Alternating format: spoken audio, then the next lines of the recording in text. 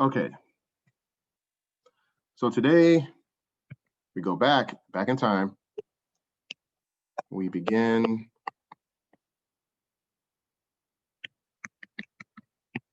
so we're going to begin with our generalized equation for work.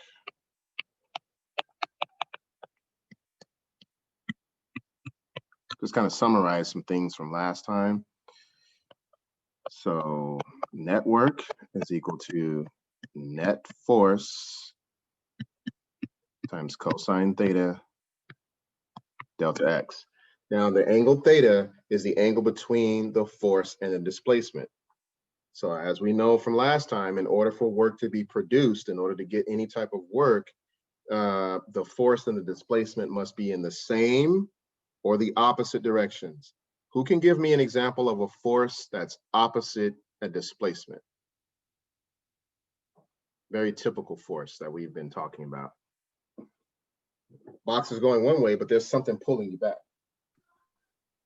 Friction? Friction. Yeah, that's our typical one. And whether it's friction going positive or negative, and you're going the other way. Because friction is always going to be responsible for taking energy out of a system. It's going to reduce your energy. It's going to slow you down. It's going to go from a high speed to a low speed. It's unrecoverable energy. Friction is always negative, taking stuff out. And then there's many forces when that's in the same direction as a displacement, pulling, pushing, tension, any type of force, gravitational force, any type of force could be that F net. But our typical force that's opposite is a friction force.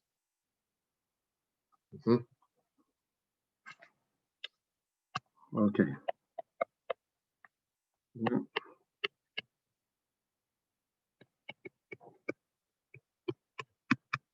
In order for work to be produced, the net force and displacement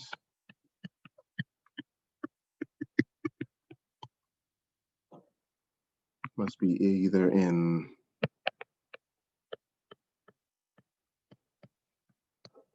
the same or opposite directions. They cannot be perpendicular to each other because in the equation, cosine of 90 or cosine of 270 is 0. Therefore, the work in those situations is 0. 0 times anything, 0. Okay, cannot be perpendicular.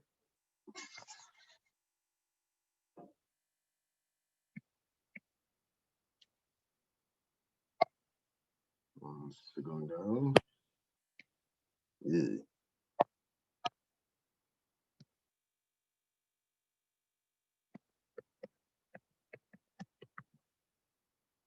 That is theta equals 0 degrees.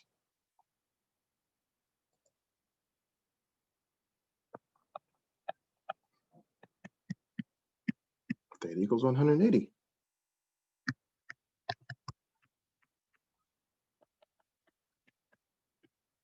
And the two, again, are F net delta X. And sometimes it's just D for displacement. And visuals on that. The two cases were theta 0 degrees. Okay, it's 0 right here. So we can say F net delta X, same direction. I'm pushing something or I'm pulling a box, same direction. Or I can go both in the negative direction. Negative times negative. And delta X right there. So those are two cases. And even in the Y direction, we'll get to that when we talk about potential energy and stuff like that.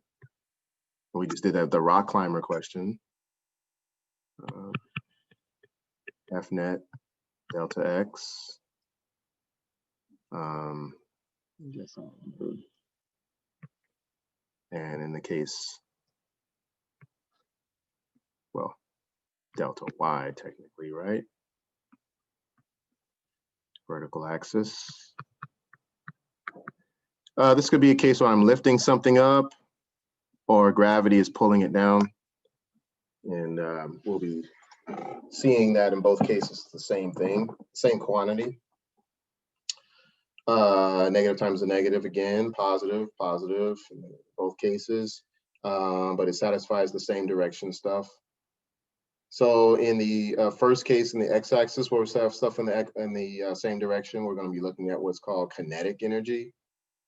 And then in the y direction, we'll be looking at something called potential energy, the energy of position that gets converted to kinetic energy. But let me not continue to ramble. Yeah, so we're going to go from position to motion in the vertical axis, but not to get too off topic, we just have the same directions in either the X or Y to satisfy the conditions to produce work. Okay. So theta is being 0 degrees in all 4 cases. So what about theta is 180?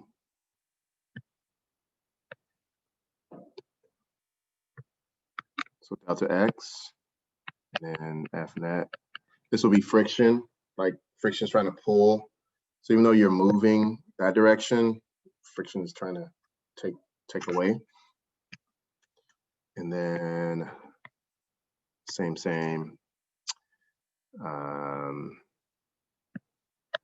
delta X, F net, and of course, vertical, if I had this situation, delta Y. Of course, that would be negative delta Y because it's going downward. And this would be a case of like air resistance. You know, like if air was going into a parachute, that's the force pushing up and you're going down.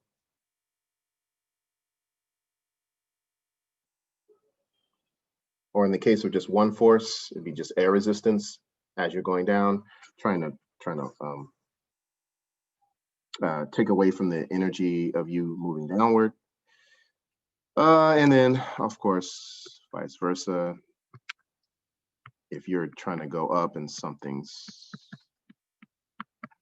pulling you down that way. So in all those 4 cases, the angle theta is 180 degrees.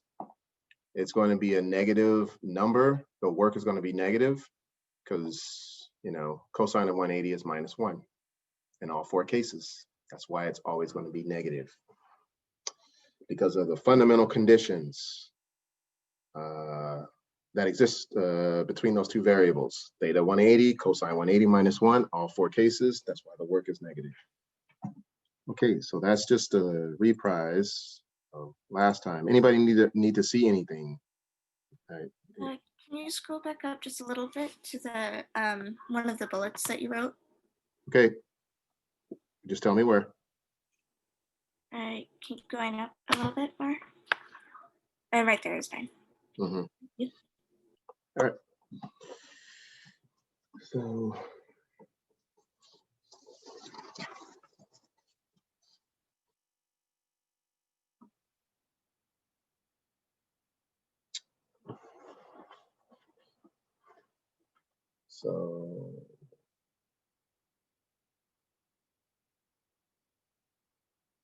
So you good? Yes, thank you. Okay. I should continue this one.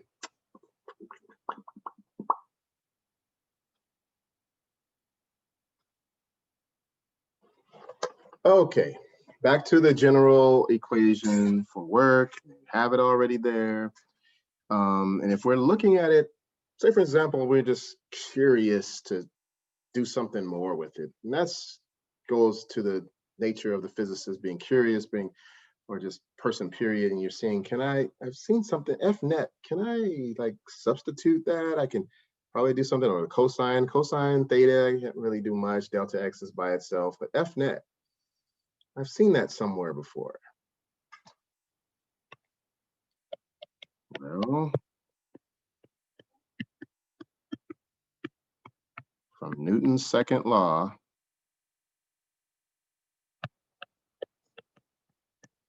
we know that what? Can anybody tell me what Newton's second law is in equation form? Fnet equals, remember Newton's second law?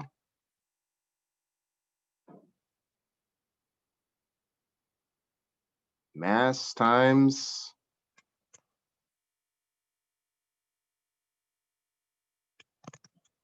one remembers. Sorry? Is it mass times acceleration?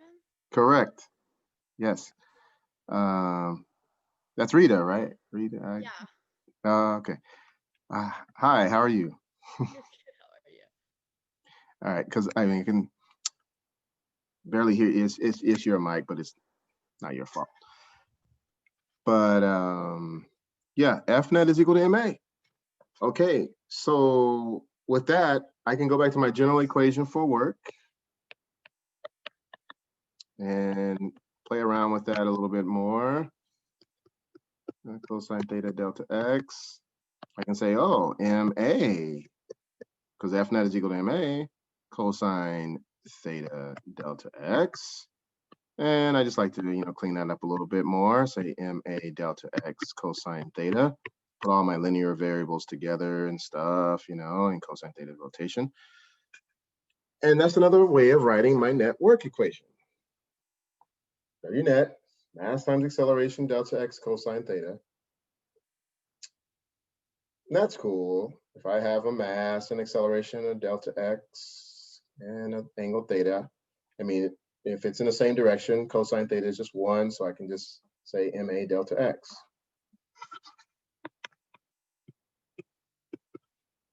Like that. Only if theta is equal to 0 degrees. Cosine 0 is 1. I know that this force is going to be displacing this box or whatever object. It's going to be pushing or pulling it. It's going to be moving it. There are 4 fundamental equations of movement, if you will, or motion that we've seen before that are going to be related to this process of taking a force and moving an object of certain displacement. 4 equations of motion in the x direction. So we're going to stay in the x direction for right now, and we'll go to the y direction, and it'll be the same thing in the y direction.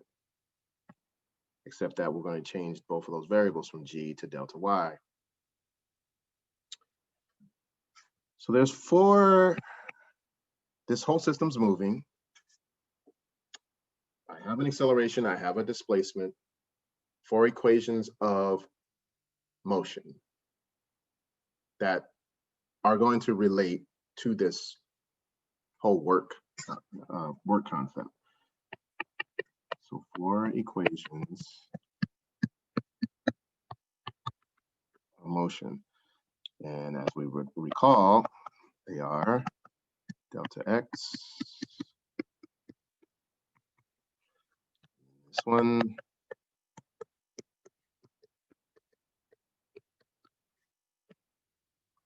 and there's this guy, and VF squared.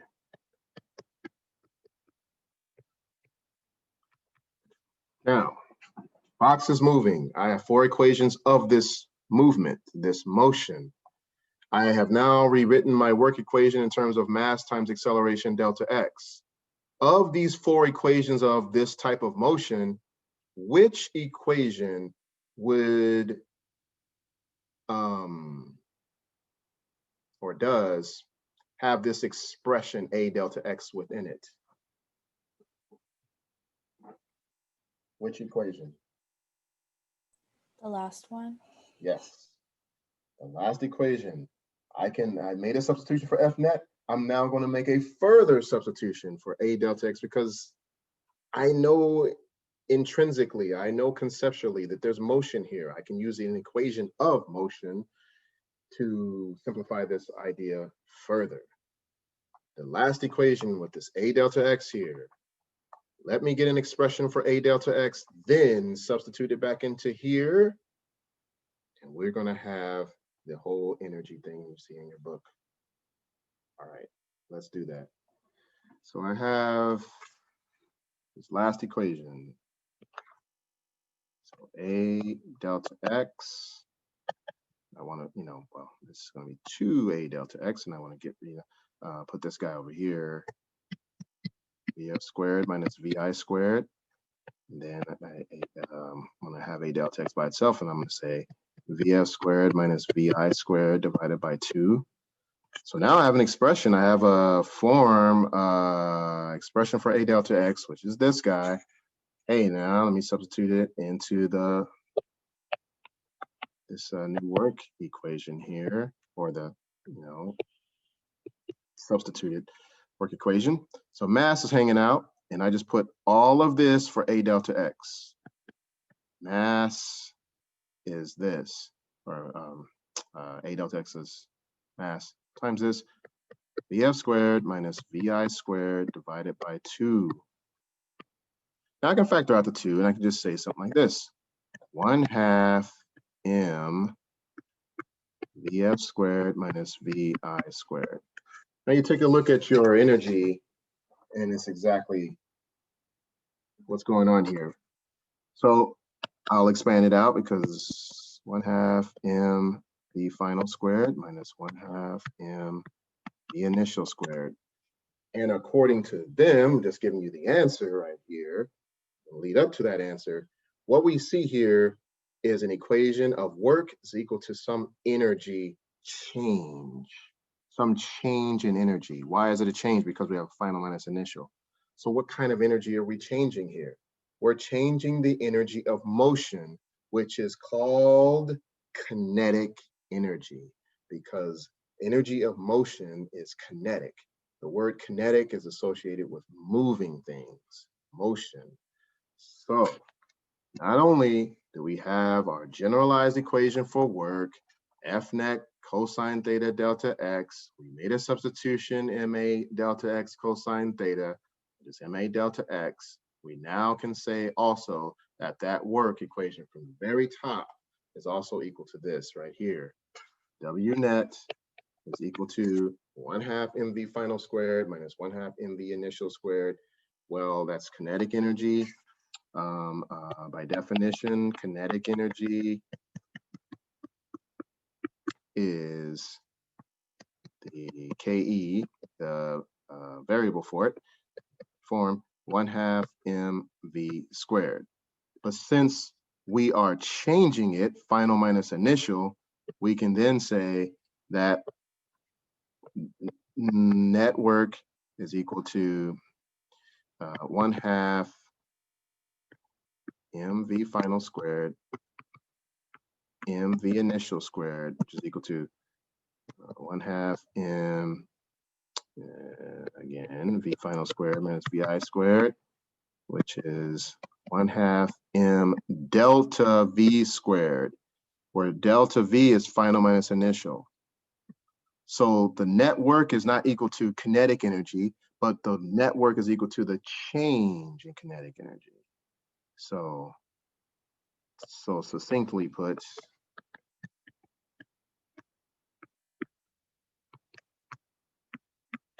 this is what is known as the work kinetic energy theorem. As they say, work energy theorem, but more specifically, work kinetic energy theorem. So not only is work happen between a force and displacement in the same or opposite directions, when you do that, you are changing the object's kinetic energy. Let's say you move a box is at rest, and then it goes to some final speed when you push it. Well, you're providing a force over a displacement, but you're also changing the speed from 0 to something new simultaneously. So therefore, W net equals delta KE, which is also equal to F net cosine theta delta X, which is on down the line.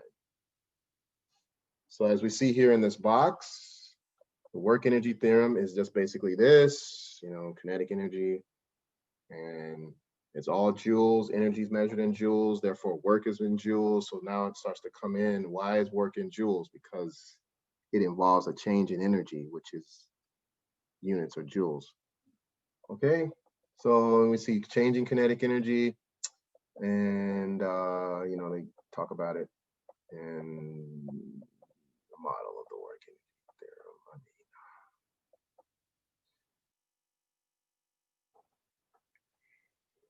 theorem. And they have like a particular amount of something and something else, and then you add them together and you get savings after payday. Well, I'm not going to bother with that example anymore. Like I said before, they're associated. They're directly related to each other. That's the point of the whole exercise.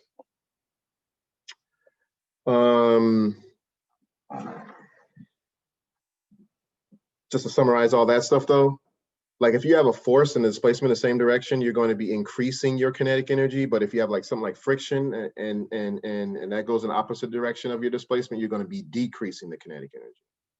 Because what's going to happen is that your final speed, like friction is going to take away the energy so much that you're going to come to a stop. That means that your final energy is 0 and your final velocity is 0, but your initial velocity was something else, like say 5.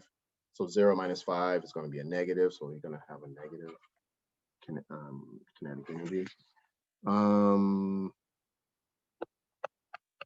Let me just summarize this.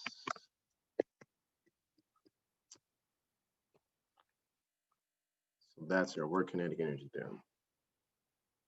I'm going to do some problems associated with that, just examples.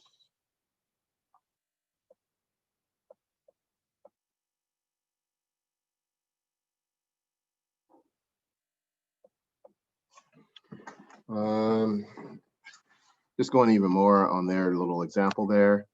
So that's our generalized form, W net, delta KE, or it's KE final minus KE initial.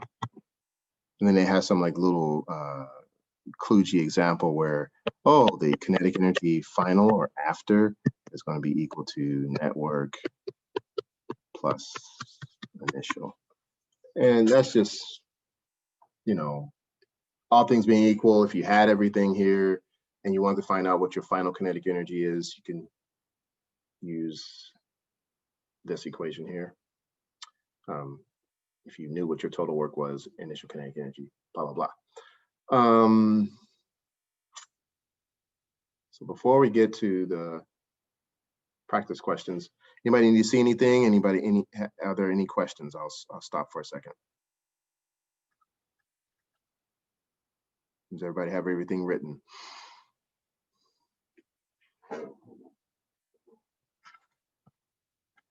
Okay. So as kinetic energy, it is units of joules.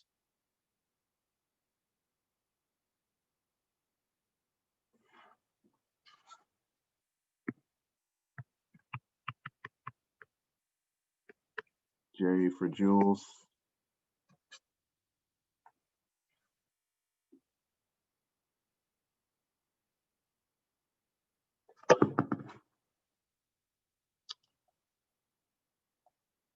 Okay.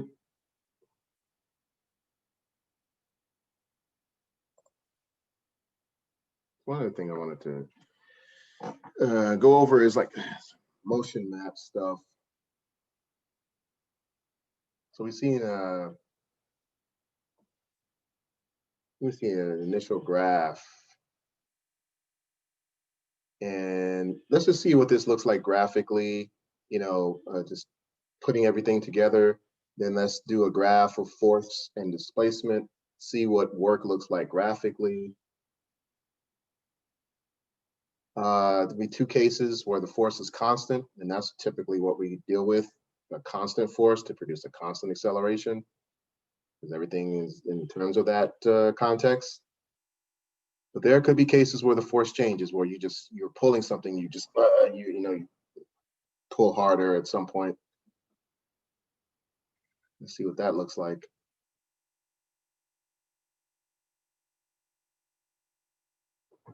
Okay. So, more space here. Let's put things together. Network, F net, cosine theta delta x equal to MA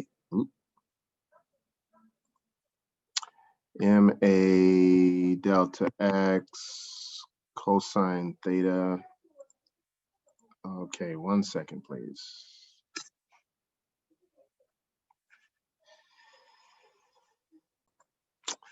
Okay, MA delta x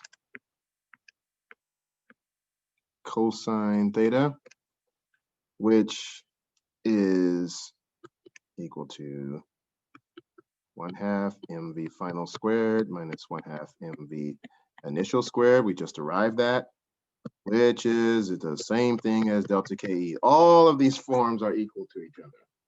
So it depends on the problem. What do you have in the problem? Do you have a force and a displacement? Use the first one. Do you have speeds and mass? Use the fourth one, which is the same thing as the last one. It's all the same thing. All right. So let's say that we were performing an experiment and we had a Newton scale that provided a constant force over all displacements. We would have, let's say, a data table that looks something like this. And now we're not looking at positions, we're looking at the differences in the position. So we're going to have a graph of displacement on the x-axis. So let's say our constant force is 5. So it's going to be 5 all the way through. It's constant. And let's say our first displacement, whatever.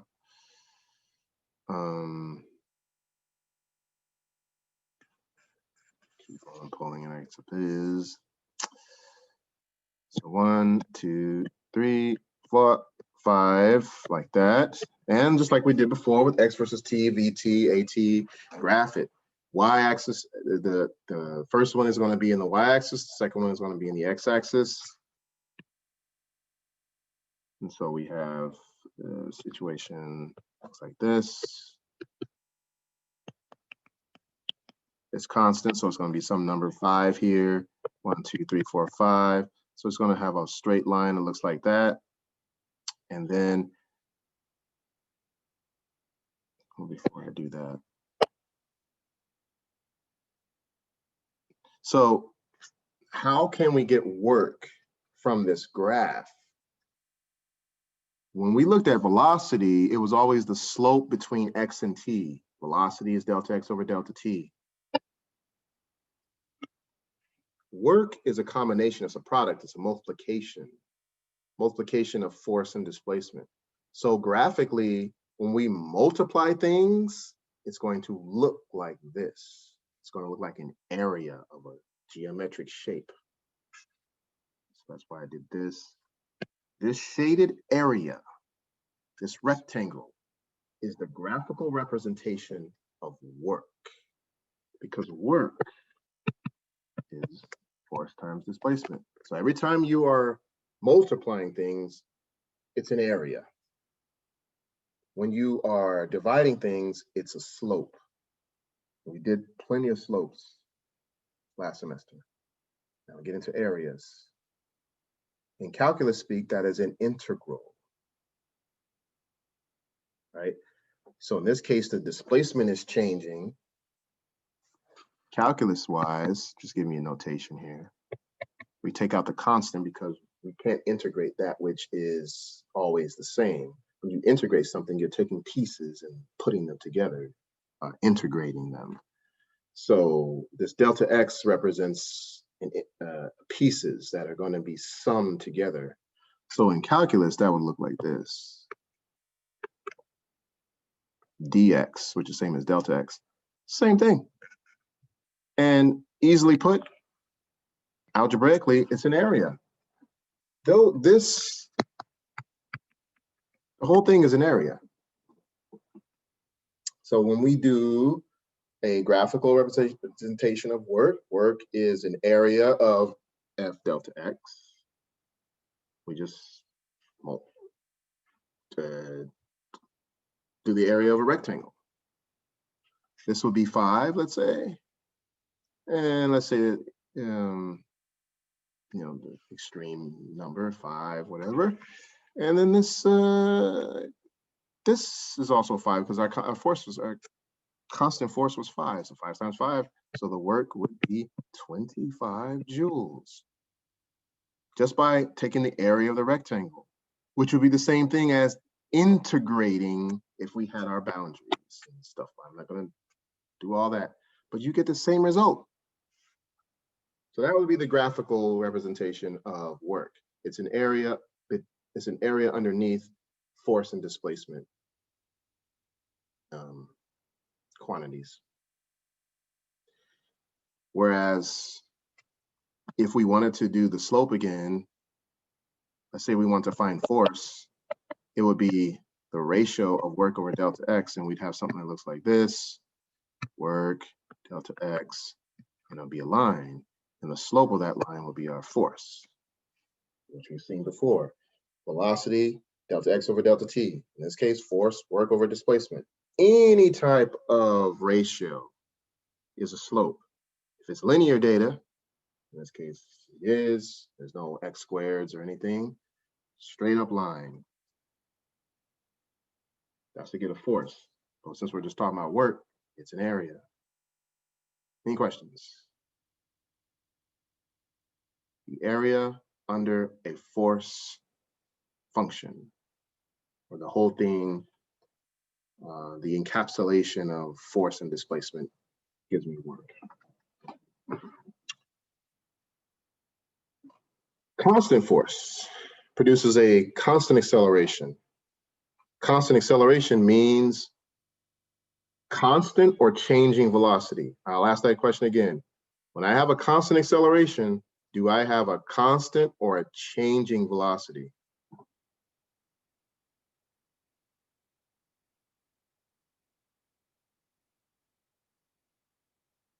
That's to anyone.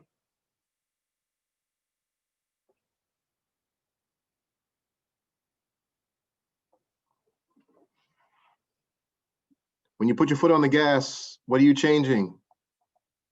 Your position? Yes, definitely, dramatically.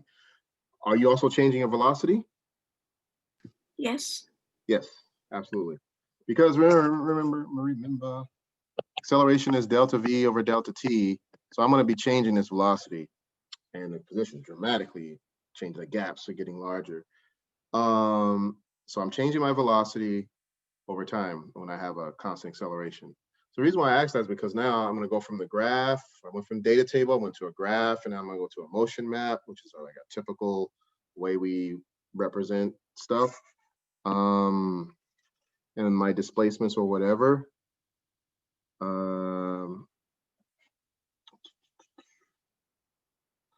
Let's say now I want to depict this same action in terms of a motion map. Well, I have my positions or my displacements, if I may. And again, like I said, it doesn't have to be, you know, super accurate. So 1, 2, 3, 4, 5. Just show me by the arrows that my velocity is increasing, that it is changing under the influence of a constant acceleration. So that this motion map is the typical one, looks something like this. So I have, you know, it's, you know, dramatically increasing. So that would be my changing velocity. My speed is getting faster. My speedometer is rising, rising, rising. I'm not cruising along at 25 miles an hour. I'm 25, 30, 35. The arrow, I mean, the pointer is going up and up and over. So this would be like a motion map associated with this graph, with this data from this equation. This is our pattern. We collect data, we place it into some sort of data table, graph it, let's see what's going on with it. Oh, is it linear? Yeah, it's pretty linear, you know. And then put it in there, graph it, area,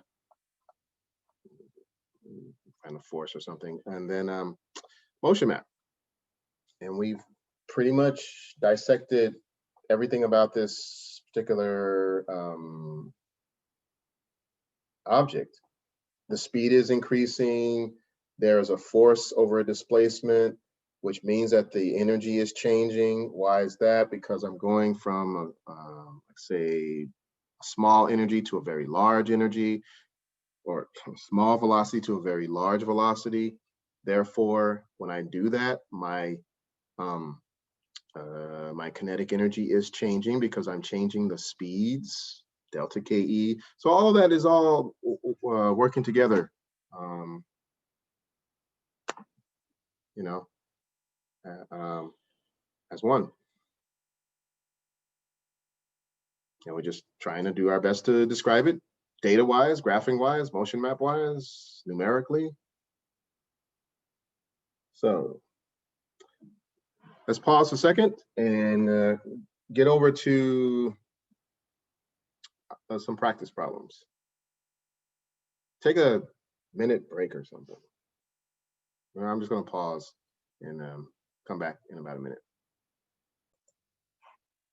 So practice problems. 245.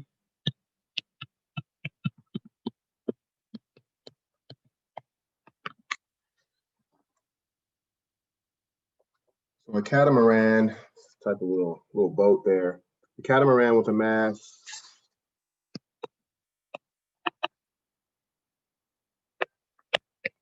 5.44 times 10 to the third kilograms is moving at 12 knots. So how much work is required to increase the speed to 16 knots? So again, implication, we're going to go from some initial speed to a final speed, basically initial kinetic energy to a final kinetic energy, change in kinetic energy. So one thing I wanted to mention before, if you have a constant speed, you have a constant kinetic energy, you're not doing any work, because remember, work is going to not only be over a displacement, but there's some force that's going to change your speed, AKA accelerating you. So when you have an acceleration, your speed is increasing or decreasing, depending on if it's a deceleration coming to a stop or accelerating, increasing the speed. Okay. 16 knots. And then it says 1 knot. That. So let's convert these guys to meters per second and then get to work. Work is equal to change in kinetic energy, the work energy theorem, delta KE, which is final kinetic energy minus initial, which is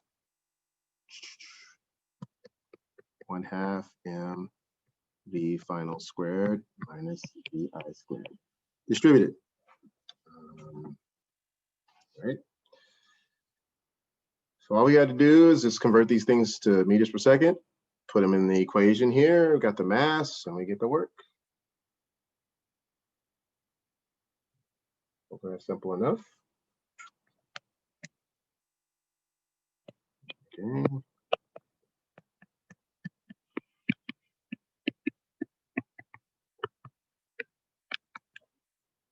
So,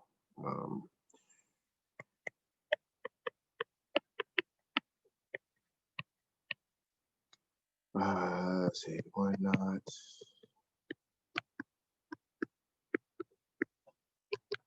It's roughly 6.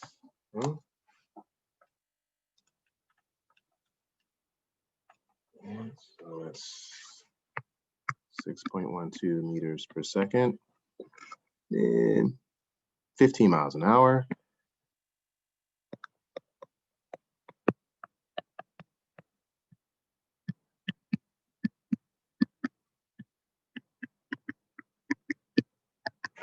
It's roughly 8.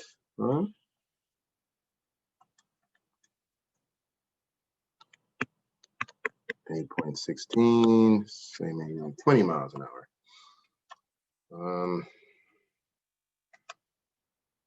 So for roughly 15 to 20. Yeah, you're on a boat, you don't go too fast. All right, so W net.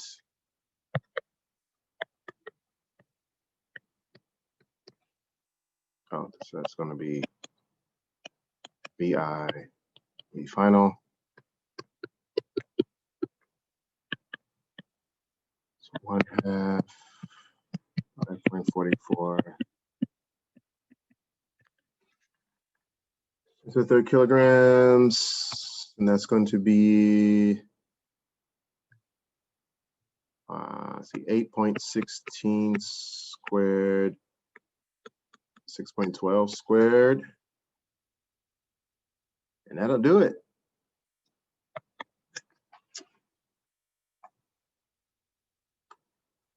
So you can do that right now. We just gonna confirm together.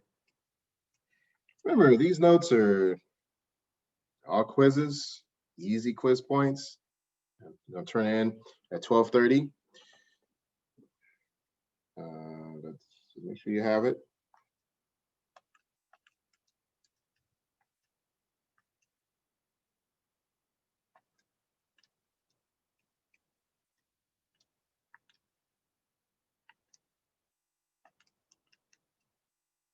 Okay, so confirm with me. I can probably put numbers in wrong or something. I get 79,236.8. What do you guys get? Is that about right?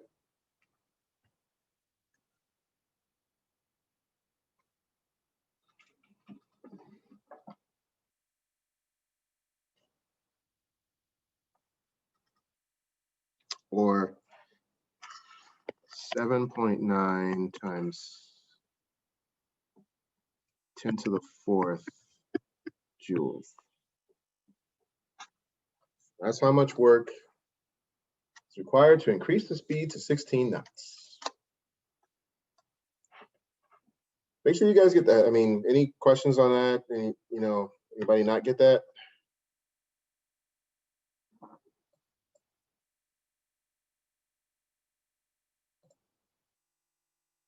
Everybody's tracking that, okay? Daniel, did you get that? Yeah. Okay.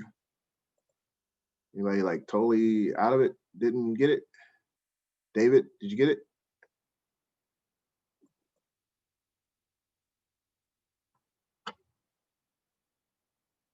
Oy.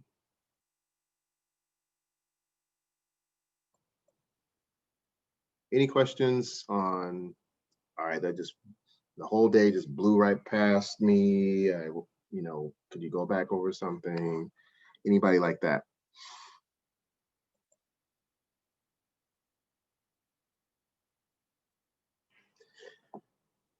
Ian, how are you? Did you get that? Yeah, I got it. Awesome. Awesome. Good. Oh, okay. So you were here and you just came back. Okay. All right. So, random people, random questions. Hey, Kelly. Yes. The new equations that you introduced are like the kinetic one and the one we just used, right? The Yeah, the work is equal to force times displacement, which is also equal to change in kinetic energy. So just to summarize again.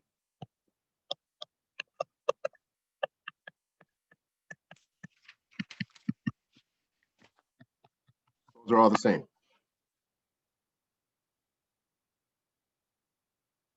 Is that what you were asking? Yeah.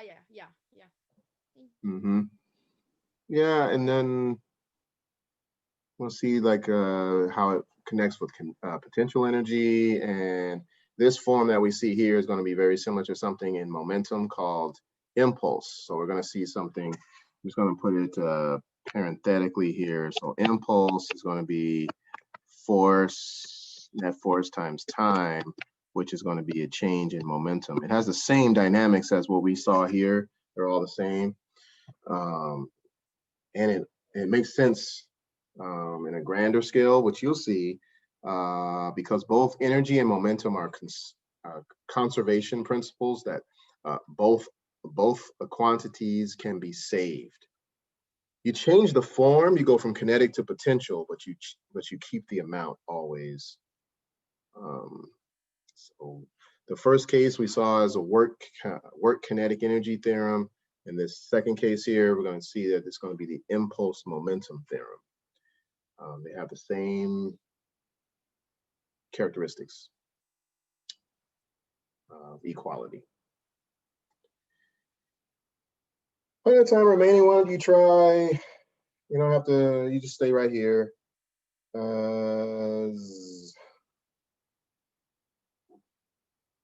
Let's go to number 3 on the practice. 2 is a little more involved, but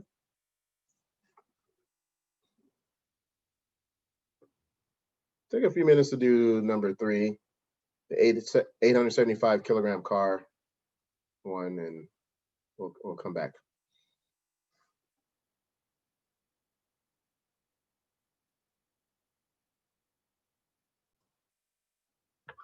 Okay, so we have, again,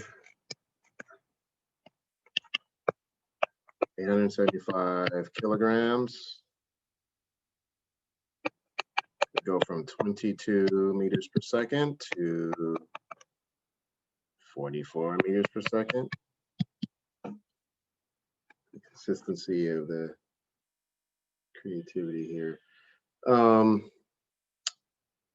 Initial kinetic energy.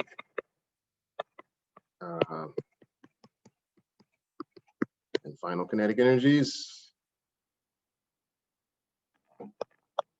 Kinetic energy as a definition is 1/2 mv squared, and then the initial one.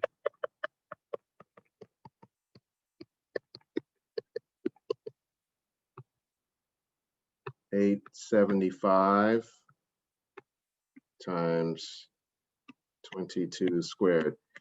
So just keep in mind, I don't think you're having this question, but maybe the squared only works for V, not the whole thing. Only velocity squared. Okay, and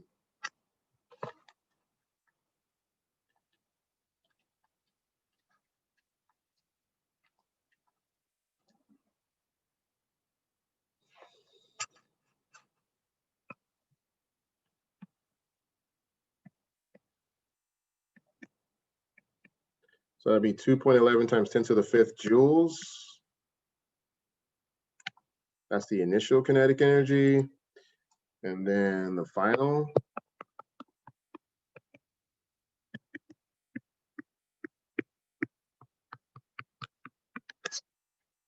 $44 squared times 875. Divide that by 2. 8.47 times 10 to the 5th. Then it says, what is the work? Well, work is just the difference between the two.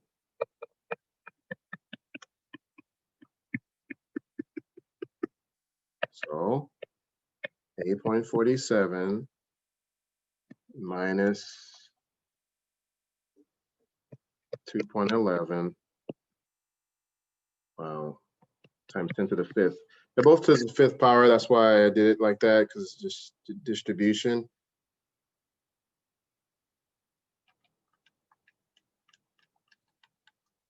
So it's going to be 6.36 times 10 to the fifth.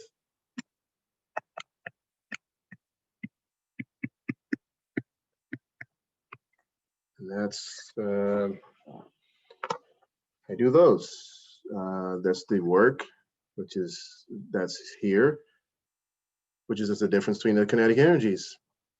Final minus initial. And that's it. All right, guys. Thanks for being in the audience there. Hope you got everything written. And homework's due tomorrow. I will see you Friday, and this will be posted up by 12:30. Have a good day. Thank you, Mr. Kelly. You're welcome, Sophia. Thank Was you. Have a really- good day. All right. Have a good one. Could you scroll up? I actually missed this. Where? Where you started writing the new equation. I had to go help my mom. That's why. You mean here? Wait, let me see the other paper. Yeah. Okay. I'll go back to the other one.